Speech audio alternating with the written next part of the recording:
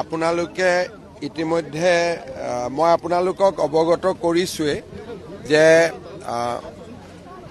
এই যেটো স্থানত আমি আছো ইয়াতে 10 বিঘা মাটিত আমি সমাধিৰ ব্যৱস্থা কৰিম আৰু আপোনালোকে দেখিছে যে নেশনেল হাইৱেৰ একেবাৰে ফাৰ্ষ্ট প্লট আৰু তাৰ কাৰণে উজনি অসমৰ পৰা অহা বা নগাঁৱৰ ফালে যোৱা ৰাইজে অতি সহজে জুবিনৰ সমাধি দেখা পাব।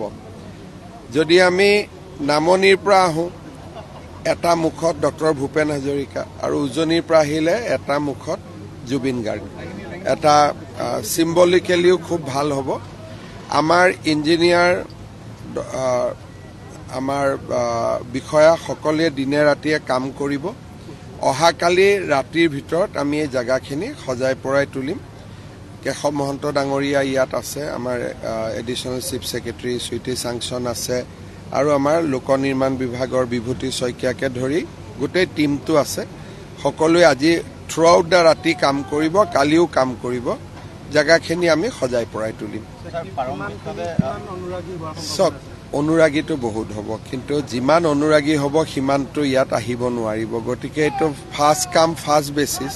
যিমানখিনি আহিলে বহিব, বাকীখিনিৰ কাৰণে টেলিভিছন থাকিব, স্ক্ৰীন থাকিব, কিন্তু যিমান মানুহ আহিব খুজিব সকলোকেতো জেগা দিব পৰা নাযাব।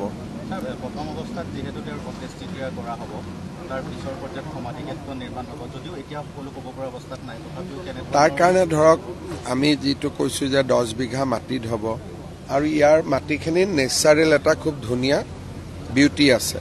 গতিকে আমি কোনোবা এজন আৰ্কিটেক্টক দিব লাগিব। আৰ্কিটেক্টে ধুনীয়াকৈ এটা ড্ৰয়িং বনাব।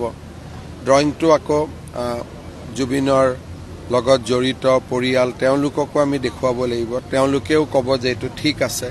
তাৰপিছত আমি বনাব লাগিব। 2-3 মাহৰ মাজত গেপ এটা থাকিব, কিন্তু লগে লগে আমি বাউণ্ডৰী ৱাল এটা কৰি দিম। কাৰণ তেওঁৰ যিহেতু পাৰ্থিৱ শৰীৰ ভস্ম বা বিভিন্ন ইয়াত থাকিব আৰু কোনেও যাতে ইয়াক দিগদাৰ কৰিব নোৱাৰে, গতিকে এটা এৰিয়া আমি লগে লগে বাউণ্ডৰী ৱাল কৰি পেলাম। মই ভাবোঁ যে এই অঞ্চলটো বিশেষকৈ জেগাখিনি এটা নৈসৰ্গিক পৰিৱেশ এটা আছে। ৰাতিপুৱা মই আহোঁতেতো বহুতখিনি এনেকুৱা পৰিৱেশ নাছিলে, এতিয়া খুলি গ'ল গোটেইখিনি। আমি ভাবোঁ যে আমি যথেষ্ট সন্মানেৰে সৈতে অন্তিম বিদায় দিব পাৰিম আৰু স্মৃতি জীয়াই ৰাখিব পাৰিম। মোৰ অনুৰোধ এইটোৱে যে জাগা কম, গতিকে ঘৰত টিভিৰ জৰিয়তে চাব পাৰিব।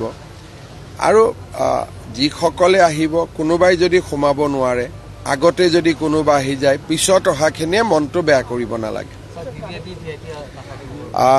মোৰ চেষ্টাটো হৈছে যে VIP থাকিলে মানুহখিনিয়ে ৰিয়েক্ট কৰা আৰম্ভ কৰে, কিন্তু জুবিনৰ যদি অন্ত্যেষ্টিক্ৰিয়া হয় ৰাজ্যপালটো অহাটো উচিত হ'ব, বা মোকো যদি VIP বুলি ধৰে ময়ো আহিব লাগিব, কথাটো ক'লোঁ, বা তেওঁৰ ফেমিলিখিনি আহিব লাগিব, দায়িত্বত থকা মানুহখিনি আহিব লাগিব। গতিকে আমি চাই ল'ম যাতে বস্তুটো খুব VIP লুক এটা নাপায়, VIP লুক এটা নাপায়। আমি যিমান পাৰোঁ নিটটো কাম যিখিনি নাহিলেই নহয় তেনেকুৱা ব্যৱস্থাই আমি কৰিম। এইটো পৰিয়ালে সিদ্ধান্ত ল'ব, কিন্তু পৰিয়ালে আমাৰ লগত কথা পাতোতে ইয়ালৈকে আহিব পাৰিব বুলি কৈছিলে, তেওঁলোকে লৈ আহিব বুলি কৈছে।